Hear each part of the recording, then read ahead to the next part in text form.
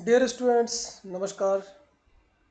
मैं हूं डॉक्टर नूतन प्रकाश विश्वकर्मा और आज मैं अपने इस वीडियो सीरीज़ में आपके लिए लेके आया हूं नया किंगडम एनिमलिया। जो हमारा यूनिट 1 है, जैसा कि आप लोग जानते हैं कि नीट के एग्ज़ाम में टोटल 10 यूनिट आपको पढ़नी होती हैं। तो पहली यूनिट के बारे में हम स्टडी कर रहे थे, diversity in the living world. इसमें हमने आपको पढ़ाया लिविंग वर्ल्ड के बारे में, बायोलॉजिकल क्लासिफिकेशन। थर्ड आपको पढ़ाया प्लांट किंगडम और आज चौथा चैप्टर पढ़ाऊंगा मैं आपको एनिमल क्लासिफिकेशन। तो अगर आप इस चैनल पर नए हैं तो आप बैक जा करके बाकी वीडियोस भी आप देख सकते हैं। अगर आपको नोट्स चाहिए तो आप कांटेक्ट कर सकते हैं मुझे। तो एनिमल क्लासिफिकेशन जैसा इवोल्यूशन के टाइम पर अगर हम बात करें तो सबसे एडवांस्ड जो हमारा किंगडम है वो है आपका एनिमलिया। तो इतनी सारी डाइवर्सिटी आपको इसमें पढ़ने को मिलेगी। वो डाइवर्सिटी क्या क्या है, कितनी कितनी बेसिस पर आप पूरे एनिमलिया किंगडम को आप क्लासीफाई कर सकते हो, तो उसको हम एक एक करके देखेंगे पॉइंट वाइज। तो पहला आज हम देखते हैं, पहला नंबर 1 हैबिटेट। कि जो एनिमलिया के मेंबर्स हैं उनका हैबिटेट के मामले में उनमें कितना डाइवर्सिफिकेशन है, कितनी डाइवर्जेंस है। तो एनिमलिया आपके एक्वेटिक होते हैं, तो एक्वेटिक हो सकते हैं। उनमें अगर हम देखें तो जू प्लैंकटन। जू प्लैंकटन क्या होता है देखिएगा। जू प्लैंकटन का मतलब होता है आपकी ऐसे एनिमल कि जो वाटर के ऊपर फ्री फ्लोटिंग हो। मतलब क्या हुआ, पानी के ऊपर वो फ्रीली फ्लोट करते हो विदाउट एनी एफर्ट, बगैर कोई मेहनत किए वो आराम से क्या करते हैं, पानी पे फ्लोट करते हैं। एग्जाम्पल देखिएगा, जैसे डैफनिया है ना, एक इंसेक्ट है, बहुत छोटा सा है और ये बड़े आराम से फ्लोट करता है पानी के ऊपर। Second category nekton. नेक्टॉन में ऐसे एनिमल्स आएंगे कि जो पानी के अंदर रहेंगे, है ना अपर सरफेस पे रहेंगे ना ही बॉटम पे रहेंगे, समहाउ बीच में रहेंगे। उनको हम बोलते हैं नेक्टॉन। जैसे जो फिशेस हैं वो बेसिकली जो वाटर बॉडी है उसके बीच में रहते हैं। बेंथिक। बेंथिक में वो एनिमल आएंगे कि जो कि वाटर बॉडी के एकदम बॉटम में रहते हैं। जैसे ओशन में अगर आप देखोगे स्टारफिश, तो स्टारफिश आपको क्या मिलेगी, ओशन के एकदम बॉटम में मिलेगी, तो उनको बोलते हैं बेंथिक। नेक्स्ट देखते हैं हम टेरेस्ट्रियल।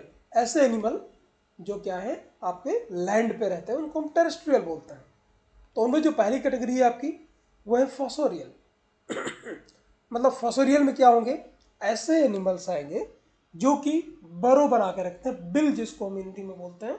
तो ये बिल बना के रहते हैं। जैसे एर्थवर्म आपको पता होगा कि ये क्या करेंगे, ये मिट्टी के अंदर खोद करके वो उसके अंदर बिल जैसा स्ट्रक्चर बना देंगे, उसके अंदर रहेंगे। तो इसको बोलते हैं बरो, और इसके ऐसी कैटेगरी को हम बोलते हैं फॉसोरियल। ऐसे एनिमल्स जो कि बहुत फास्ट रन करते हैं, बड़ी तेज़ी से भागते हैं, लाइक डियर हो गया या बाकी ऐसे कोई एनिमल्स हो गए जो बड़े फास्ट रनर होते हैं टेरेस्ट्रियल पे, उनको हम कर्सोरियल बोलते हैं।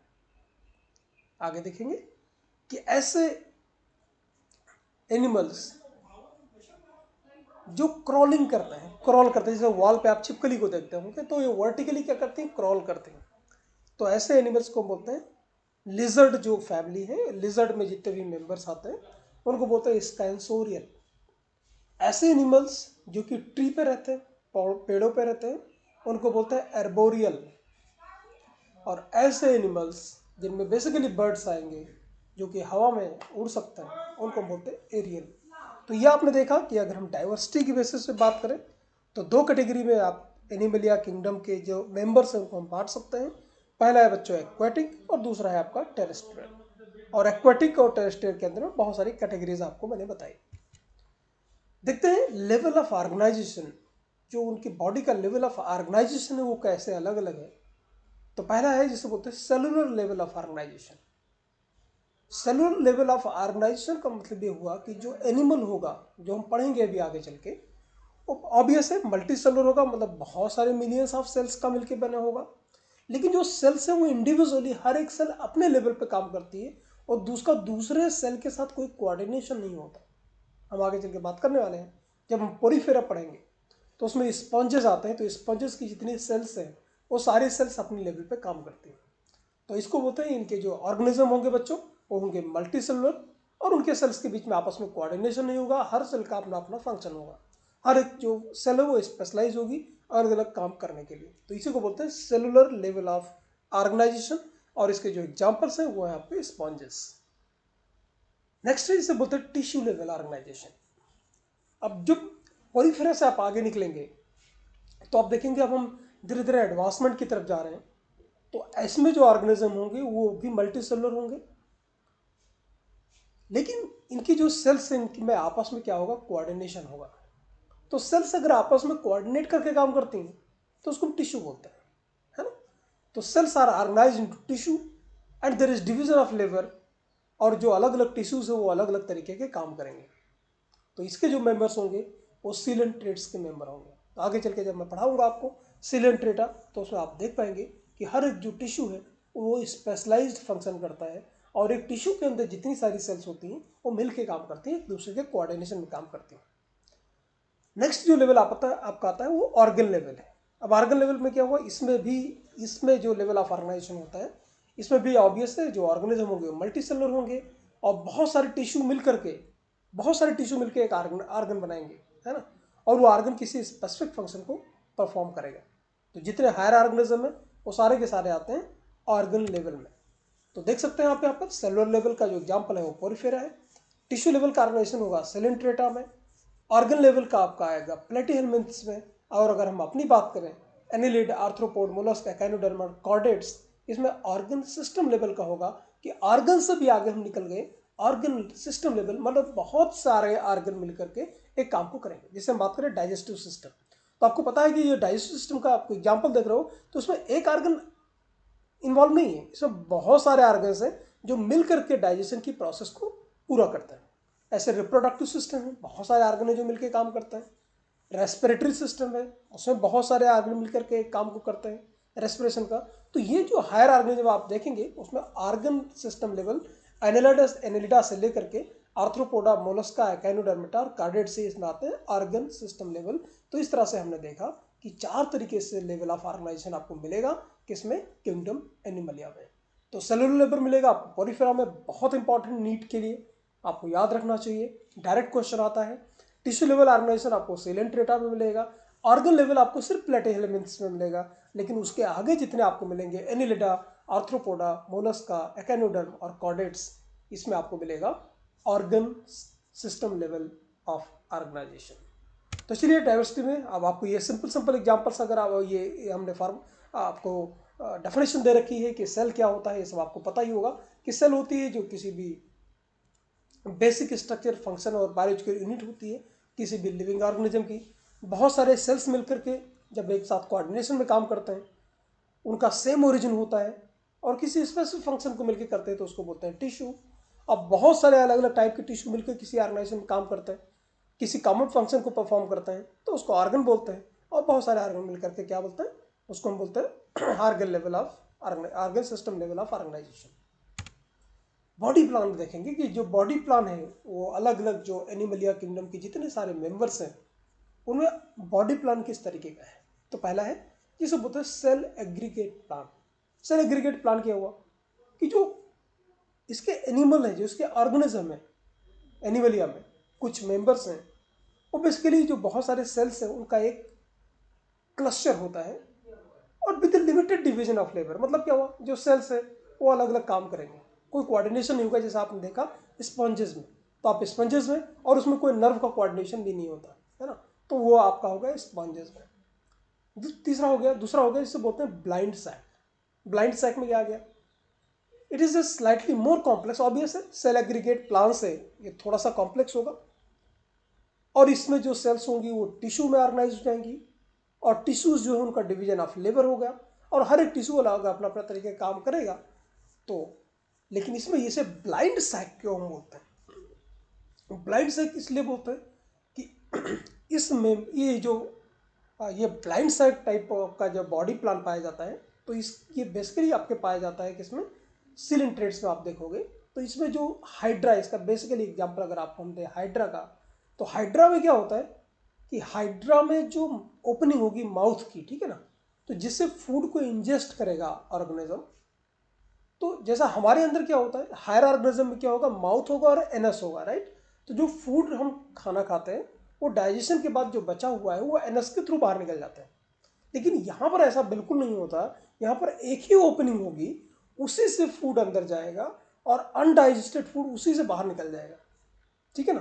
सो the food is ingested and egested through the same opening, Hydra. Example क्या होगा आपका, हाइड्रा। तो ऐसे बॉडी प्लान को हम बोलते हैं blind sac body plan. Third देखते हैं जो कि सबसे एडवांस है, the tube within tube. एक ट्यूब के अंदर दूसरी ट्यूब। जैसे एग्जाम्पल आप देखिएगा, जैसे अगर हम अपना इमेजिन करिए, आप खुद को इमेजिन करिए, तो हमारी जो पूरी बॉडी है, तो ये जो हमारा डाइजेस्टिव सिस्टम होता है माउथ से स्टार्ट होता है और एनस तक जाता है, तो इसके अंदर पूरा हॉलो है ना, आप देख सकते हैं। तो एक ट्यूब जैसा स्ट्रक्चर आप देख सकते हो कि माउथ से स्टार्ट हो करके और एनस तक, तो पूरी बॉडी है। पूरी बॉडी को अगर हम ट्यूब मान लें, तो ट्यूब के अंदर एक ट्यूब पड़ी हुई है, तो इसको बोलते हैं ट्यूब विद इन ट्यूब।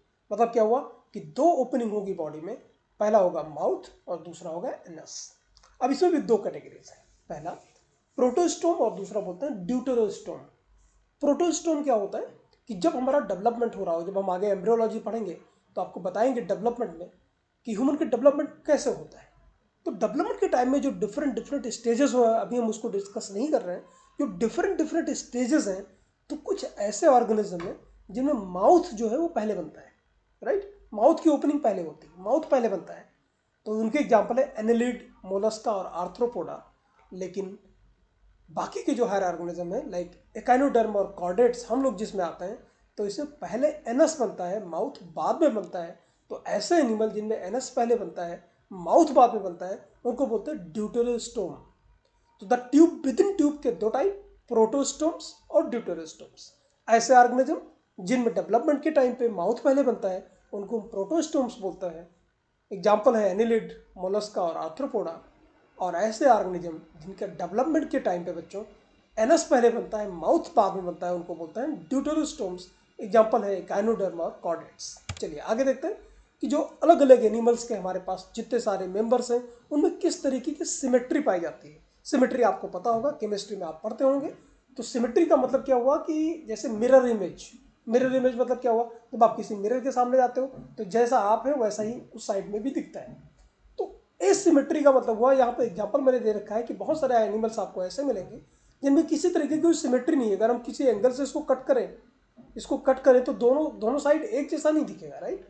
तो वो एसिमेट्रिक हो गई, एक जैसा नहीं दिखेगा। किसी भी एंगल से हम कट कर दें, दो इक्वल पार्ट में डिवाइड नहीं हो सकता। कि ऐसा नहीं होगा कि चलो हम यहाँ से कट करते तो जितना साइड इधर होगा उतना इधर होगा, ऐसा नहीं होगा। तो उसको बोलते हैं एसिमेट्री।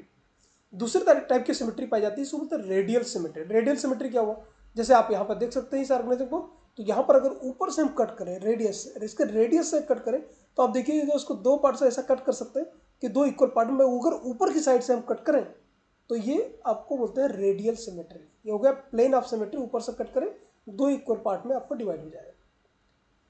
तीसरा चीज़ बोलते हैं बाइलेटरल सिमेट्री। ये देखिए स्कॉर्पियन टाइप का, ये लॉबस्टर है, ये लॉबस्टर है। तो यहाँ पर देखिएगा जब इसको कट करेंगे यहाँ से, ये डॉर्सल साइड और वेंट्रल साइड, दो साइड होता है, आपको पता होगा। ये डॉर्सल साइड होगा, नीचे वाला आपका वेंट्रल साइड होगा। इधर वाले को हम इंटीरियर साइड बोलते हैं, इधर वाले को हम डॉर्सल साइड बोलते हैं। माउथ की साइड को हम बोलते हैं क्या, इंटीरियर एंड। बैक की साइड को बोलते हैं डॉर्सल एंड। ऊपर वाले की साइड को बोलते हैं पोस्ट, क्या बोलेंगे, वेंट्रल, इसको सॉरी, माउथ की साइड को इंटीरियर एंड, बैक की साइड को बोलेंगे पोस्टीरियर एंड। अब ऊपर की साइड में ये वाला पोर्शन बोलेंगे डॉर्सल एंड, और ये पीछे की नीचे की साइड हम बोलते हैं वेंट्रल एंड, राइट। तो अगर हम ऊपर से यहाँ से कट करें, यहाँ से बीच से, तो इसको बाइलैटरल पार्ट, मतलब दो सिमेट्री में एग्जैक्टली दो इक्वल पार्ट में डिवाइड हो जाएगा। इसके एग्जाम्पल हम लोग भी हैं कि अगर हम नोज से लेकर के पूरी बॉडी को अगर हम दो पार्ट में डिवाइड करें तो दो इक्वल पार्ट में डिवाइड हो जाएगा। इसको बोलते हैं बाइलैटरल सिमेट्री। तो ये तीन तरीके की सिमेट्री मेजरली आपके किंगडम एनिमलिया में पाई जाती है। चलिए अब हम देखते हैं कि और भी कितने तरीके से हम एनिमलिया के किंगडम को डिफरेंशिएट कर सकते हैं। आगे चल के मैं आपको बताऊंगा, जब हम डेवलपमेंटल बायोलॉजी पढ़ेंगे बच्चों, तो उसमें आप देख पाएंगे कि जब भी डेवलपमेंट हो रहा होता है तो बेसिकली उसमें दो या तीन लेयर बनती हैं। तो 2 या 3 लेयर में क्या होती है कि जो एक लेयर होती है इसको बोलते हैं, 3 लेयर बेसिकली आप अभी याद करिए, 3 लेयर होती है, इसको बोलते हैं एक्टोडर्म, एंडोडर्म और मेसोडर्म। तो कुछ ऐसे एनिमल्स हैं हमारे पास जिनके पास सिर्फ 2 लेयर बनती है, एक्टोडर्म और एंडोडर्म। तो उनको हम बोलते हैं डिप्लो। डिप्लो मीन्स 2, डाई मतलब 2। तो जब भी हमारा डेवलपमेंट हो रहा होगा तो जो सिर्फ 2 लेयर बनेंगी, एक्टोडर्म और एंडोडर्म, तो ऐसे एनिमल्स इनके पास सिर्फ और सिर्फ 2 लेयर्स होती हैं, उनको हम बोलते हैं डिप्लोब्लास्टिक। और जिनमें हमारी 3 लेयर बनती है उनको हम बोलते हैं ट्रिप्लोब्लास्टिक। तो सीलेंट्रेट्स जो है वो एग्जाम्पल हैं डिप्लोब्लास्टिक्स के, और प्लेटीहेल्मिन्थ से लेकर के कार्डेटा तक सारे के सारे एग्जाम्पल्स आपके हो जाएंगे ट्रिप्लोब्लास्टिक। इसमें 3 लेयर होती है, एक्टोडर्म, एंडोडर्म और बीच में आती है आपका मेसोडर्म। तो ये आपका हो गया डिप्लोब्लास्टिक एंड ट्रिप्लोब्लास्टिक। नीट में डायरेक्ट क्वेश्चन आ सकता है कि जो सीलेंट्रेट है या डिप्लोब्लास्टिक कौन से होता है, तो आपका एग्जाम्पल याद रखना होगा बच्चों, सीलेंट्रेट। ऑलराइट, चलिए आगे बढ़ते हैं। 6 जिसे बोलते हैं सीलोम या बॉडी कैविटी। सीलोम को क्या बोलते हैं? बॉडी कैविटी बोलते हैं। क्या होता है ये? जैसा आपको बताया कि डेवलपमेंट के टाइम पे क्या होता है कि बेसिकली 3 लेयर होती है। पहला कौन सा, अगर हम अपनी बात करें कॉर्डेट्स की, मीन्स प्लेटीहेल्मिन्थ से लेकर कॉर्डेट की, तो 3 लेयर आपको बताई कौन कौन सी, एक्टोडर्म, मेसोडर्म और एंडोडर्म। अब आप यहाँ पे देखिए, ध्यान से देखिएगा कि जो एक्टोडर्म है ये बाहर वाली लेयर हो गई, एंडोडर्म है वो बीच वाली लेयर हो गई, आई मीन सबसे अंदर वाली लेयर हो गई एंडोडर्म, और ये जो बीच की लेयर बची उसको बोलते हैं मेसोडर्म। अब मेसोडर्म के बीच में बच्चों आप देख सकते हो कि ये मेसोडर्म की आउटर लेयर है और ये मेसोडर्म की इनर लेयर है। इसके बीच में एक स्पेस है, आप देख पा रहे होंगे, एक स्पेस है। तो ये बाहर की होगी एक्टोडर्म, सबसे अंदर वाली होगी एंडोडर्म, और जो मेसोडर्म है ये 2 लेयर की बनी है, ये आउटर मेसोडर्म की लेयर है और ये इनर मेसोडर्म की लेयर है। इनके बीच में स्पेस होता है, इसी स्पेस को हम बोलते हैं सीलोम या body cavity. So the space between the 2 layer of mesoderm is referred to as coelom। अब देखते हैं, हम समझने की कोशिश करते हैं कि आखिर सीलोम का फंक्शन क्या होता है, ठीक है ना। तो ये क्या होता है, it enable the activities of body wall and alimentary canal to operated independent of each other. ये क्या करता है कि जो आप देखते हो, जो आपका एलिमेंट्री कैनाल है, तो आप देख सकते होंगे कि आपकी एलिमेंट्री कैनाल है, जो इंटेस्टाइन वगैरह है, वो आपकी बॉडी से एकदम अलग एक ट्यूब की तरह स्ट्रक्चर है। अगर हमारे पास सीलोम नहीं होता तो ऐसा नहीं हो पाता, ठीक है। दूसरा क्या होता है, सीलोमिक फ्लूइड होता है। The coelomic fluid act as a circulatory medium for the transport of food, waste material and gases. अब इस सीलोम के बीच में फ्लूइड होता है जिसको हम बोलते हैं सीलोमिक फ्लूइड। तो ये सर्कुलेटरी मीडियम की तरह काम करता है, किसके लिए, फूड के ट्रांसपोर्ट के लिए, वेस्ट मटेरियल जो हमारा है उसके लिए, और गैसेस के एक्सचेंज के लिए। दूसरा, it provide space for enlargement of internal organ. Internal जो हमारे ऑर्गन्स हैं, जब हम ग्रो करते हैं, बड़े होते हैं, तो वैसे वैसे हमारे इंटरनल ऑर्गन भी ग्रो होते हैं। तो ये किसकी मदद से हो पाते हैं, सीलोम की वजह से हो पाता है। और दूसरा, ये शॉक एब्जॉर्बर की तरह भी काम करता है आपका सीलोम। तो ऐसे एनिमल्स या ऐसे ऑर्गेनिज्म के अंदर सीलोम प्रेजेंट होता है उनको हम सीलोमेट बोलते हैं, और ऑब्वियस है जिनके अंदर प्रेजेंट नहीं होगा उनको हम एसिलोमेट बोलेंगे। Very simple. तो देखते हैं एसिलोमेट कौन सा होता है। The mesoderm completely fill the space between ectoderm and endoderm. So mesoderm remain undifferentiated and form packing tissue called mesenchyme or parenchyme, right? So there is no body cavity and such animals are called acoelomate। मतलब क्या हुआ कि ये जो mesoderm है, mesoderm पूरी तरीके से पैक होगा मेसेनकाइम या पैरेनकाइम टिश्यू से, सेल से, तो इनके अंदर कोई भी खाली स्पेस नहीं होगा। तो ऐसे ऑर्गेनिज्म जिनके अंदर सीलोम प्रेजेंट नहीं होता, एसिलोमेट बोलते हैं। और एग्जांपल आप देखिए प्लेटीहेल्मिन्थ्स का, राइट। तो प्लेटीहेल्मिन्थ्स के अंदर आप देखेंगे कि उनके पास बिल्कुल भी आपको नहीं मिलेगा, सीलोम प्रेजेंट नहीं होता है। नेक्स्ट देखिएगा क्या होता है। नेक्स्ट है आपका स्यूडो। स्यूडो का मतलब होता है झूठा, जो रियल में ना हो।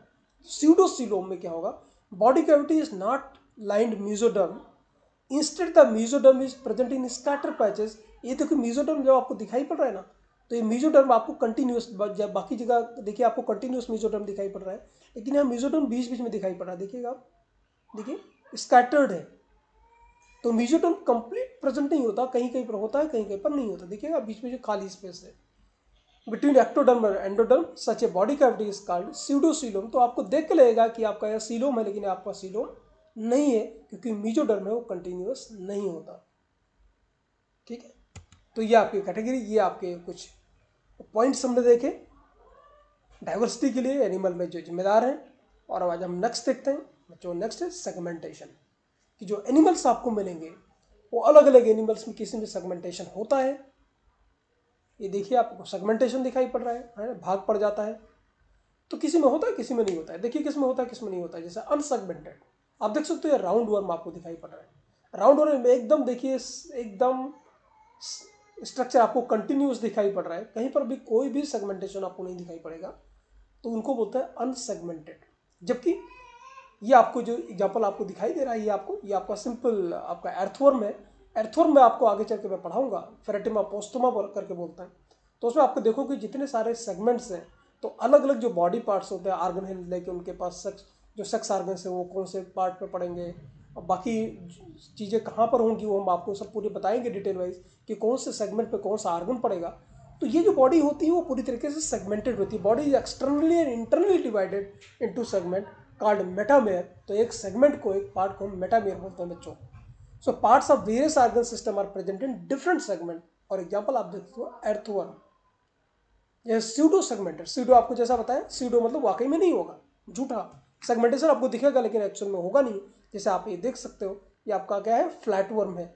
तो फ्लैट वर्म में आप देख सकते हो कि बाहर से तो आपको दिख रहा है सेगमेंट, लेकिन अंदर से कोई सेगमेंट नहीं होता। फीताक्री में आपको बताएंगे आगे चल के कि ये प्रेजेंट होता है बेसिकली किसमें, जो लोग पोर्क खाते हैं, undigested pork, I mean uncooked, या पूरी अच्छी तरीके से कुक नहीं करते हैं पोर्क को, तो उसके अंदर ये प्रेजेंट होता है और ह्यूमन को ये बाद में इन्फेक्ट करता है, फ्लैट वर्म।